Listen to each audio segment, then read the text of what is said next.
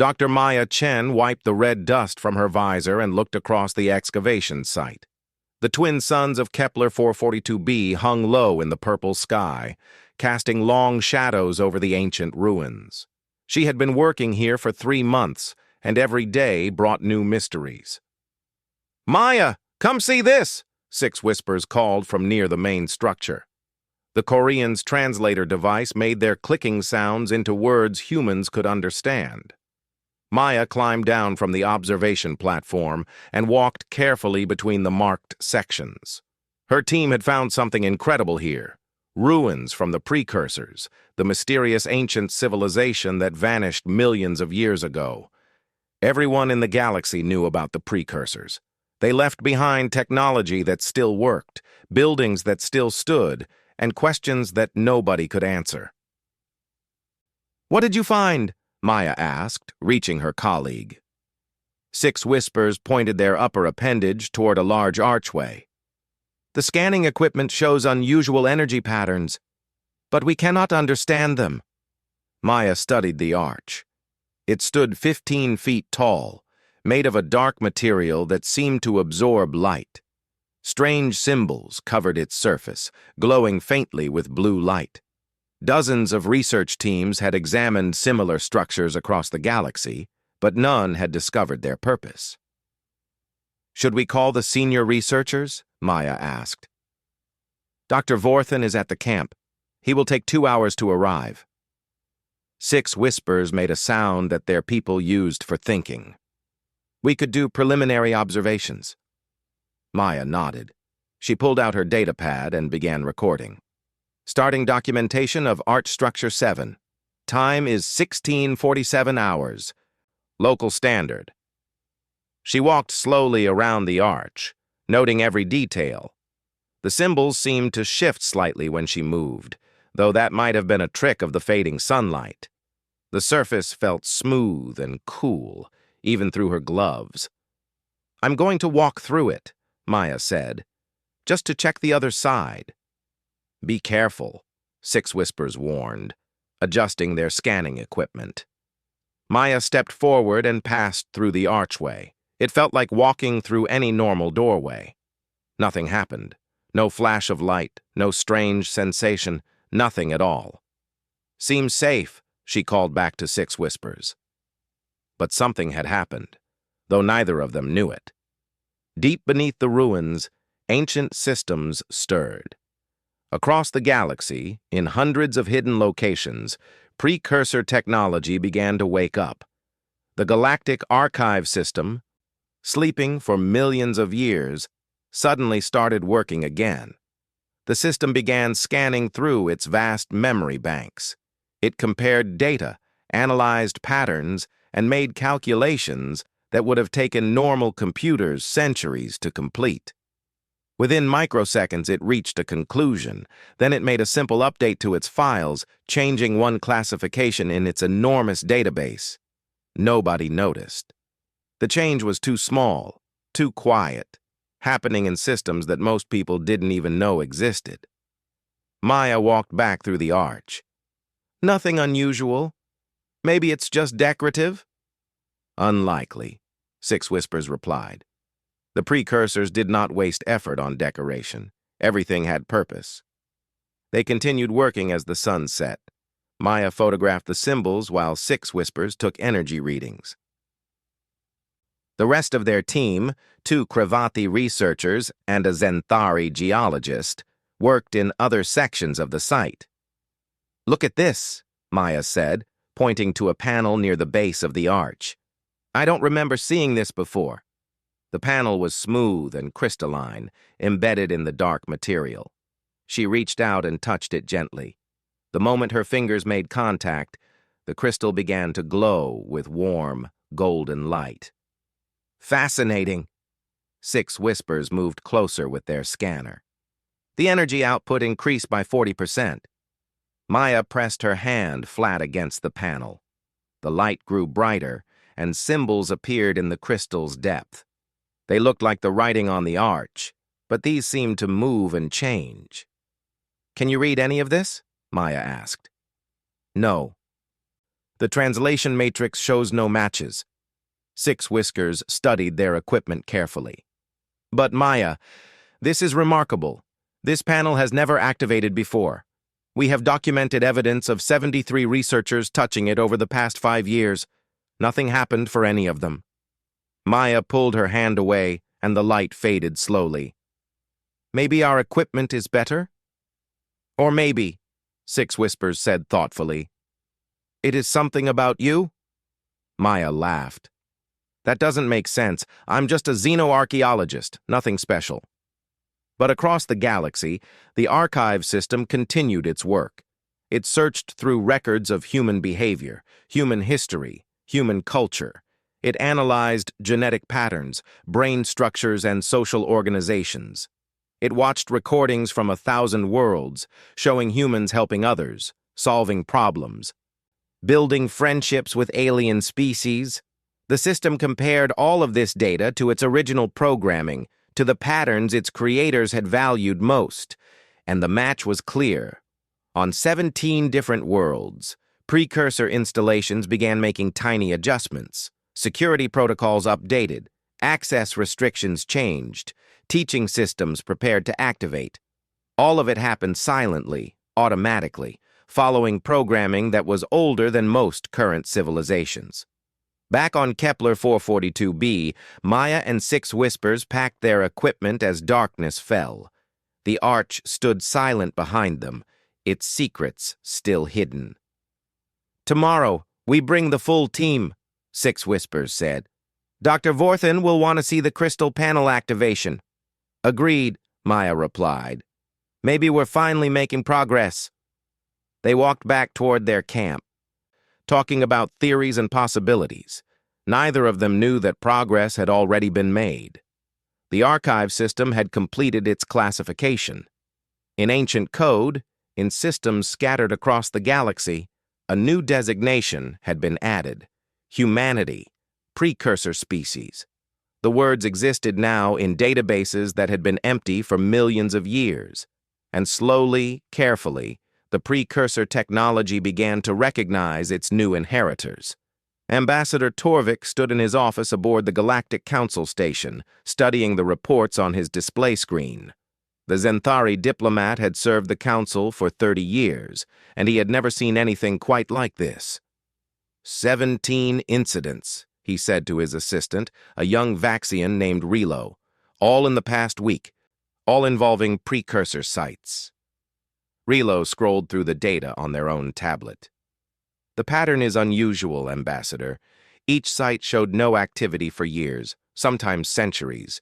Then suddenly, they activate. Torvik touched the screen, bringing up images from different worlds. A sealed door on Carthax Prime, open for the first time in recorded history. A data terminal on Threshold Station, displaying information after 2,000 years of darkness. An ancient power core on the mining colony Perseus 9, running at full capacity without any intervention. What connects them? Torvik asked, though he already suspected the answer. Human presence, Relo confirmed. In every case, a human was nearby when the activation occurred. Torvik sat down slowly. This information would cause concern among the council members. Change always made people nervous, especially change they didn't understand. On Kepler 442b, Maya returned to the excavation site with the full research team. Dr. Vorthen, the project leader, examined the crystal panel with great interest. "Show me exactly what happened," he said. Maya placed her hand on the panel again. Just like before, it glowed with golden light. Symbols appeared in its depths, moving and shifting in patterns that seemed almost alive. Dr. Vorthen tried touching it himself. The light faded. A Kravathi researcher tried next, then the Zenthari geologist. Nothing happened for any of them. "Only for you, Dr. Chen," Vorthen said, making notes. "This is unprecedented." Six Whispers had been working through the night, analyzing the data they collected. "I have a theory," they announced. "The arch that Maya walked through, I believe it was scanning her." "Scanning for what?" Maya asked. I do not know, but look at these energy patterns. Six Whispers projected a hologram showing waves of light. They match known precursor scanning technology. The Arch was analyzing something about Maya when she passed through.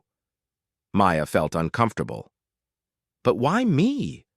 What's special about humans? Perhaps nothing, Six Whispers said gently. Or perhaps everything. We will only know when we learn more. News of the discovery spread through academic networks. Within days, Maya received messages from human researchers across the galaxy. A professor on the capital world reported that an ancient teaching device activated in his presence. A ship engineer on a space station found that precursor equipment responded to her touch. A medical researcher discovered that a scanning system suddenly provided detailed readings when she approached it. All of them were human. All of them were simply doing their normal work when the technology activated. Ambassador Torvik called an emergency session of the Council's Department of Xenoarchaeology. Representatives from 20 species gathered in the chamber, their faces showing curiosity, concern, and in some cases, worry. "We must discuss the precursor anomalies," Torvik began. He presented his findings clearly and completely. The evidence suggests that precursor technology is responding specifically to human presence. A Kravathi council member spoke up, their voice deep and measured.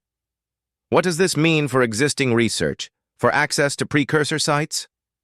"Nothing changes immediately," Torvik assured them. "But we must understand what is happening before we can make informed decisions." A young Vaxian representative asked the question many were thinking. Could humans have done something to cause this?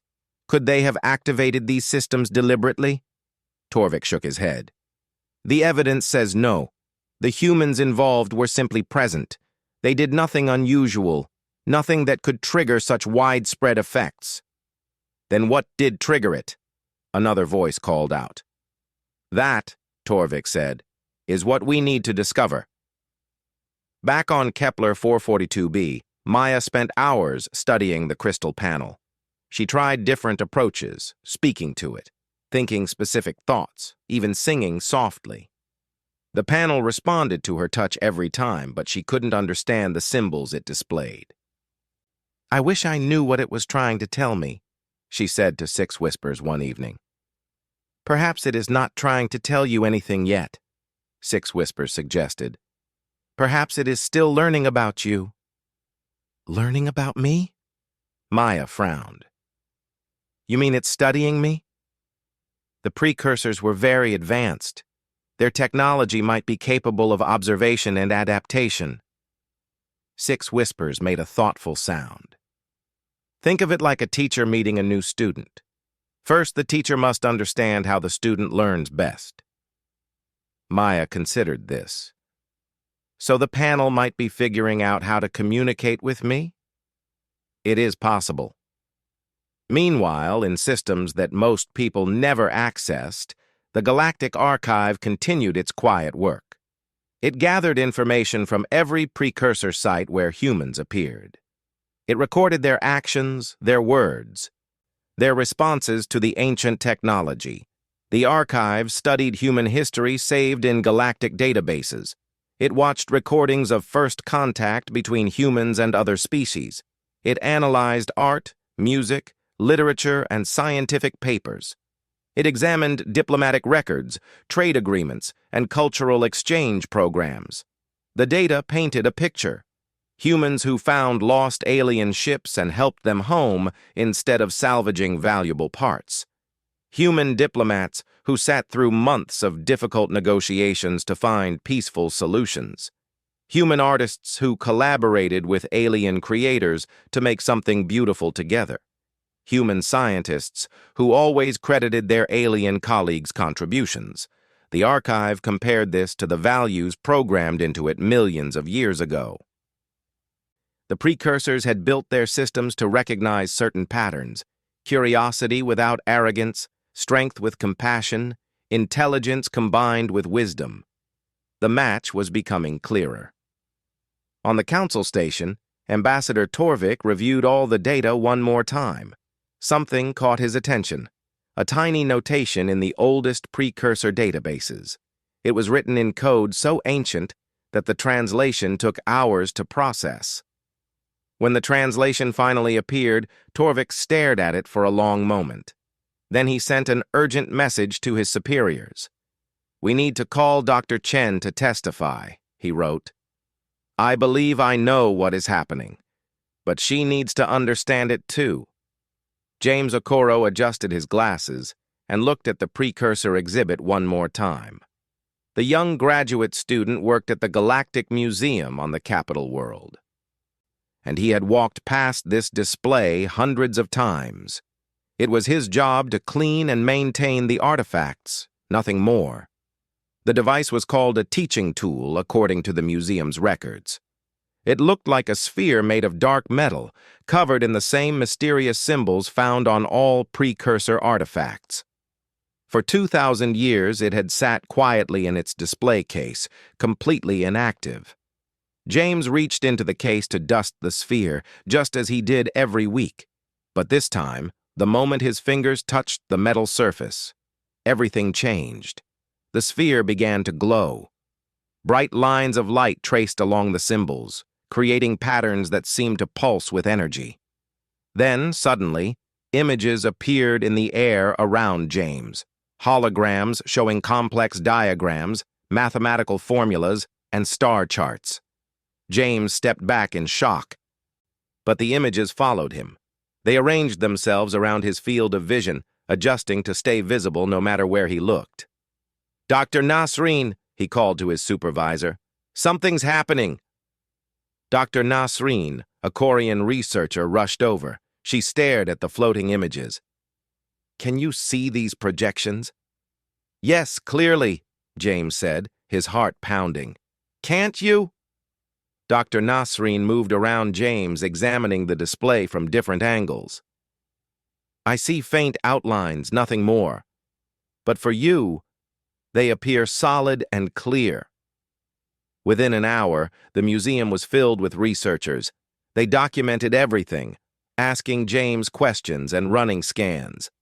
The teaching device continued to project images, showing lessons about physics, engineering, and sciences that humanity was only beginning to understand.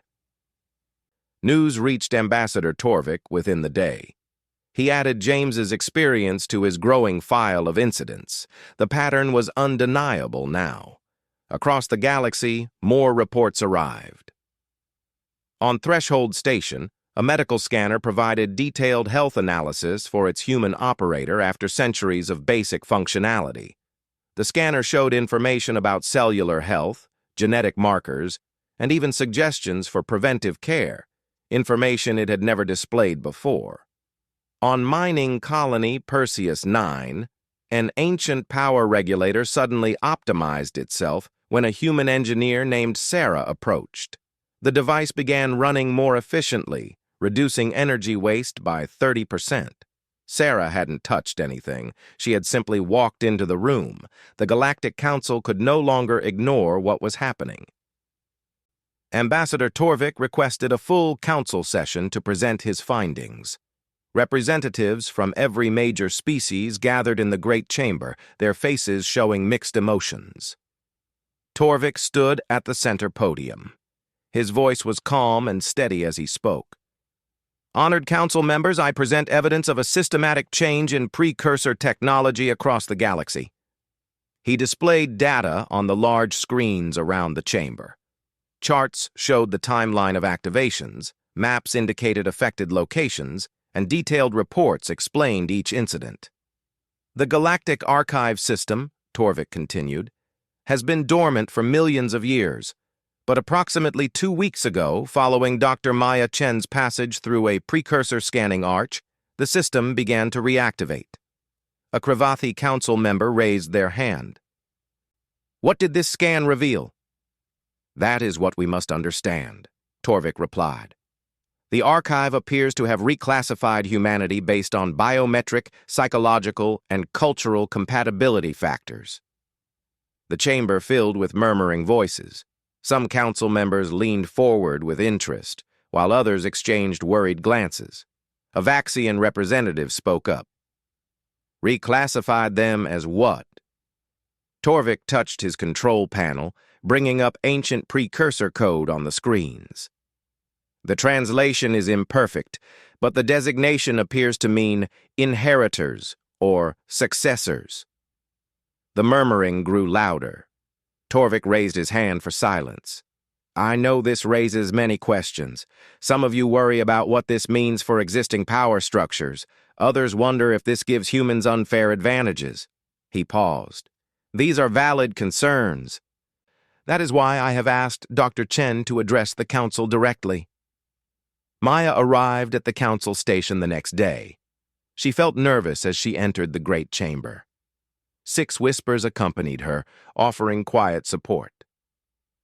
Dr. Chen, Torvik said formally, please tell the council what happened on Kepler 442b. Maya stood at the podium and took a deep breath. She explained everything, the arch, the crystal panel, and the activation. She spoke simply and honestly, holding nothing back. I didn't do anything special, she concluded. I just walked through an archway and touched a panel. I'm an ordinary researcher doing ordinary work. A Zenthari council member asked, but why you? Why humans? I don't know, Maya admitted, but I can tell you what I believe. This doesn't make humans superior to anyone. It just means we're compatible with very old systems, like having the right key for an ancient lock. She looked around the chamber at all the different faces, Koreans, Kravathi, Zenthari, Vaxians, and dozens of other species. Whatever knowledge the precursor technology shares with us should be shared with everyone. Understanding should unite us, not divide us. 6 whispers stepped forward to add their perspective. My own species' achievements in mathematics came from building on others' work. We learned from the Zenthari, who learned from the Kravathi, who learned from ancient civilizations we no longer remember. Progress has always been collaborative. A young Vaxian council member stood. But what if humans use this technology for themselves? What if they keep the knowledge secret? Maya answered quickly. Then we would fail to honor what the precursors apparently valued. If they recognized something in humanity, it wasn't selfishness. It was our ability to work with others, to share, to build bridges between different peoples. Torvik nodded approvingly. Dr. Chen has offered to work with a joint research team to study these phenomena. All findings would be immediately shared through official channels. The council debated for hours. Some members remained skeptical, while others saw opportunity. But Maya's honest testimony and willingness to share knowledge helped ease concerns. Finally, the council voted to establish a special research initiative. Teams from multiple species would work together to understand the precursor classification system. As Maya left the chamber, 6 whispers walked beside her. You spoke well. I just told the truth, Maya replied. Sometimes, 6 whispers said wisely, that is the most powerful thing anyone can do. 3 months passed since Maya's testimony before the council. The joint research team grew to include scientists from 15 different species, all working together to understand the precursor classification system. They set up their main laboratory on Kepler 442b, near the original arch where everything began. Maya spent long days studying the crystal panel with her colleagues. Slowly, painfully slowly, they began to make progress. The symbols started making sense, not as words but as concepts, ideas that translated across languages and cultures. One morning, 6 whispers rushed into the main tent with their scanner flashing urgent signals. Maya, we found something. You must come see this immediately. Maya followed them to a newly excavated chamber beneath the arch. The walls were covered in more crystal panels, all dark and inactive. But when Maya entered the room, they lit up one by one, creating a circle of golden light around her. What is this place? She whispered. Dr. Vorthen studied his instruments carefully. I believe it's a repository, a library of some kind. Maya approached the nearest panel and placed her hand on it. Instead of symbols, this time she saw images, clear, moving pictures that told a story. The images showed the precursors themselves. They looked different from any species Maya knew, with elongated limbs and faces that seemed to shimmer with changing expressions. But what struck her most was what they were doing in the recordings. She saw precursor engineers working with members of other species, teaching them how to build things. She saw precursor scientists sharing their discoveries freely, celebrating when others made breakthroughs. She saw precursor diplomats sitting patiently through long negotiations, always seeking understanding rather than dominance. They were teachers, Maya said softly. Not conquerors, not rulers, teachers. 6 Whispers recorded everything with their equipment. The energy signatures suggest these are actual historical records, not simulations. Over the next weeks, the team worked to access more records. Each panel Maya touched revealed more of precursor history. The team learned that the precursors hadn't disappeared mysteriously, they had simply moved on, believing they had done all they could for the younger civilizations around them. But before leaving, they created the archive system. It was designed to watch, to observe, and to identify species that shared their fundamental values. "Look at this recording," Maya called to the team one day. She activated a panel that showed precursor symbols, and the translation matrix finally worked properly. The message appeared in everyone's language simultaneously. "We do not seek genetic descendants. We seek philosophical inheritors. Those who value curiosity over conquest. Those who choose cooperation over domination. Those who embrace adaptability over rigid perfection." The chamber fell silent as everyone absorbed these words. Ambassador Torvik, who had come to observe the research, spoke thoughtfully. "So the classification wasn't about biology at all?" "No," Maya confirmed. "It was about behavior, about choices." The team discovered more recordings over the following days. The archive system had been watching humanity for centuries, recording everything. Maya felt strange seeing these records, moments from human history that she had only read about in books. She saw the crew of the explorer ship Horizon, who found a damaged Quarian vessel and spent 3 weeks helping repair it, even though it delayed their own important mission. She saw Ambassador Wilson, who negotiated for 8 months to prevent conflict between 2 alien species, never giving up despite exhaustion. She saw human artists creating beautiful collaborative works with Kravathi sculptors. She saw human doctors teaching Vaxian medical students, sharing knowledge freely. She saw human children on colony worlds playing games with alien friends, learning each other's languages and customs. "It recorded our everyday moments," Maya said, watching a simple scene of a human trader helping a Zenthari merchant whose cart had broken down. Not just the dramatic events, but the small kindnesses. 6 Whispers stood beside her, watching the recordings. These are the moments that define a species more than any grand achievement. The archive had been calculating, analyzing patterns across thousands of interactions. It measured how humans responded when they had power versus when they were vulnerable. It noted how they treated strangers, how they solved problems, how they handled disagreements. The data showed something clear. Humanity wasn't perfect. The recordings showed arguments, mistakes, and moments of selfishness too.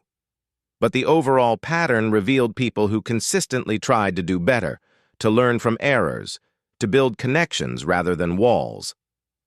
"The precursors valued growth," Dr. Vorthen said, reading through the translated texts. "They knew that perfection was impossible. They looked for species that kept trying to improve, to understand, to reach out." Maya found another important recording. This one showed other species too. Quarians sharing their philosophical wisdom, Zenthari demonstrating methodical fairness, Kravathi displaying protective loyalty toward their allies. We're not the only ones, she said excitedly. Look, the archive recognized positive qualities in many species. 6 Whispers examined the data closely. But the combination of qualities in humanity created an especially strong resonance with precursor values. Your persistence, your emotional expressiveness, your innovative thinking, together, these matched their psychological profiles closely. Maya sat down, feeling overwhelmed. This is humbling.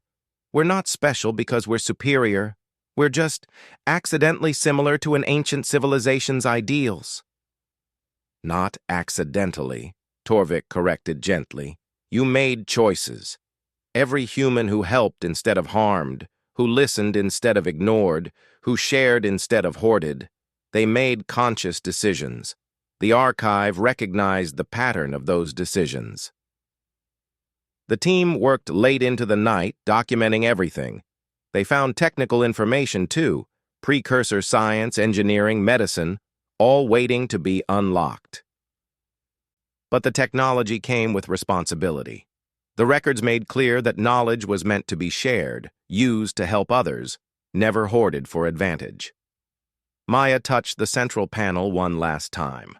A final message appeared, simple and clear. To those who follow, learn well, share freely, build together. This is our legacy, and now it is yours. She smiled, tears in her eyes. I understand now. This isn't about being chosen.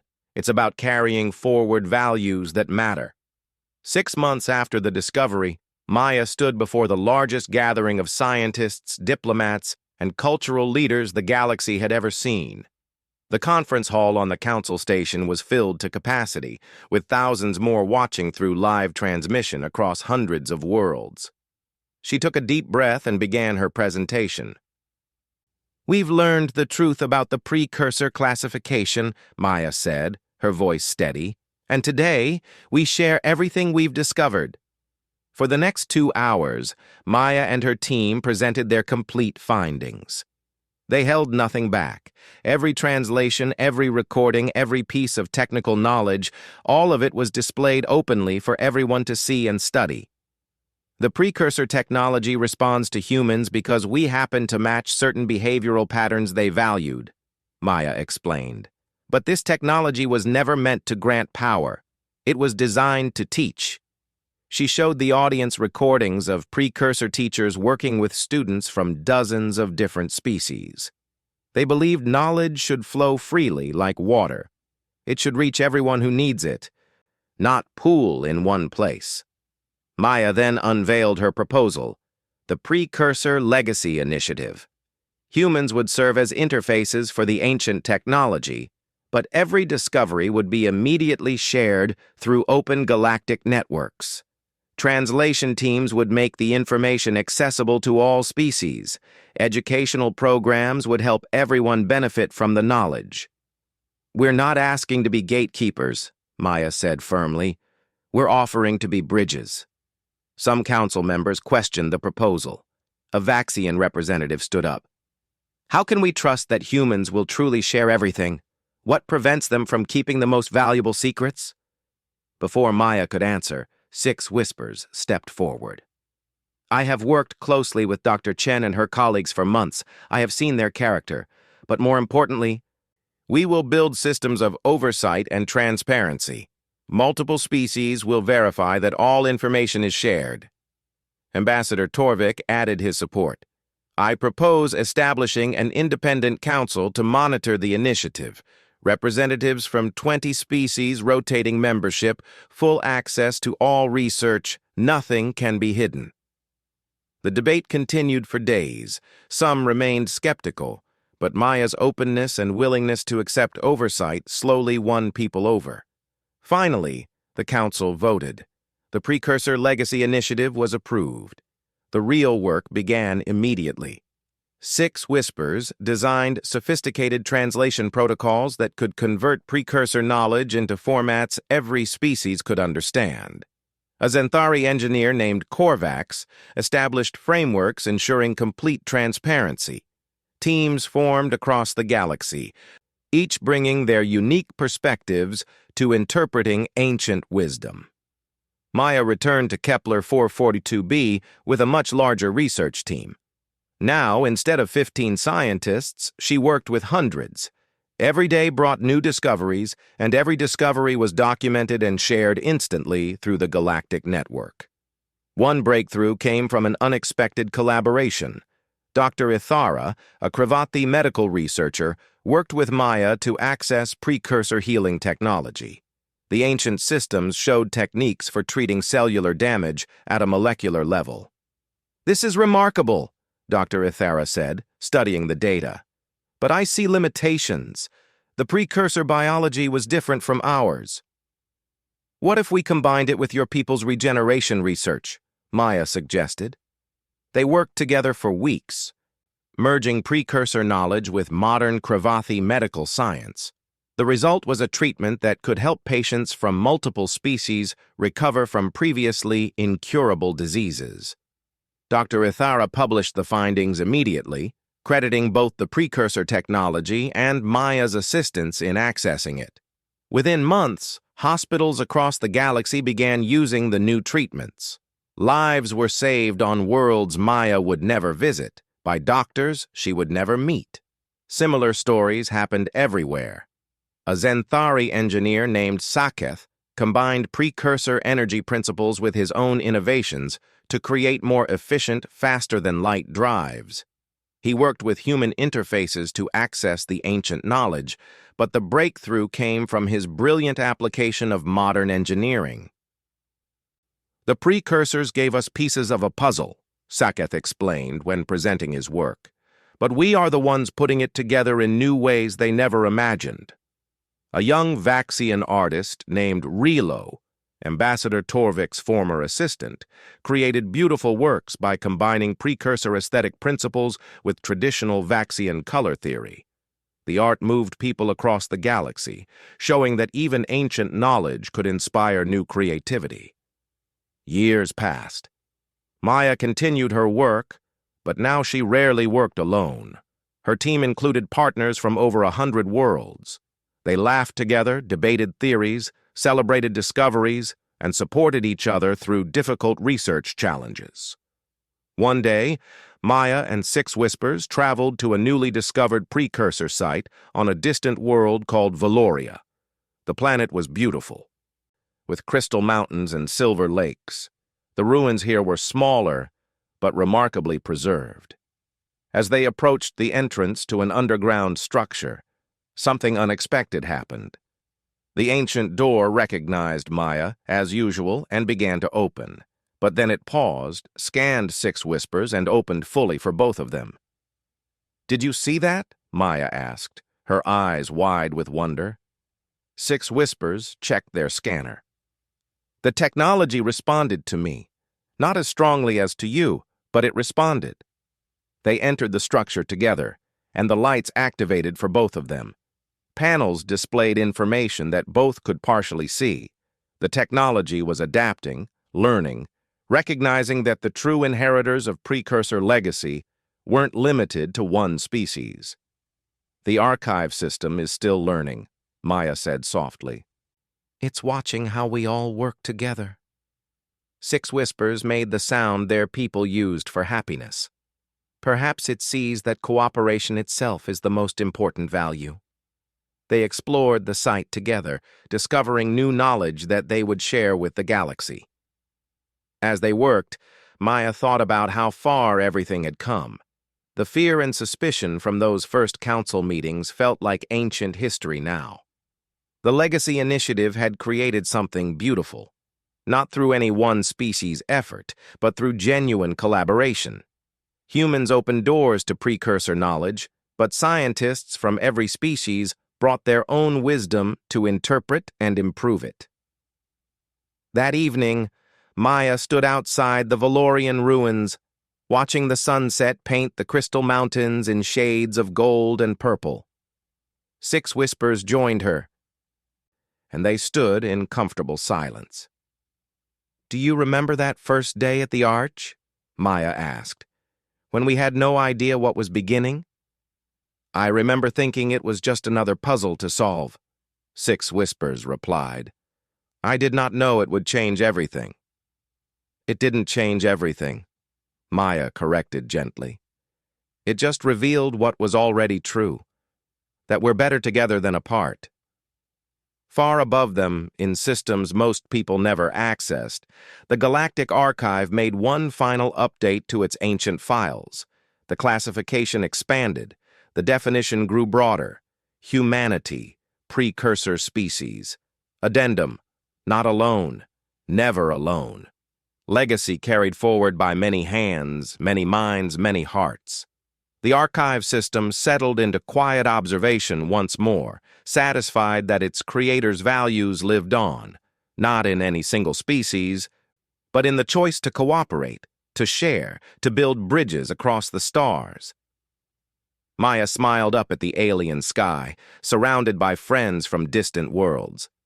The precursors had left behind more than technology. They had left behind hope that understanding and compassion could endure across millions of years. And in this moment, standing with Six Whispers on a world neither of them called home, Maya knew that hope had been justified. The legacy continued, not because of what humanity was, but because of what all species chose to become together.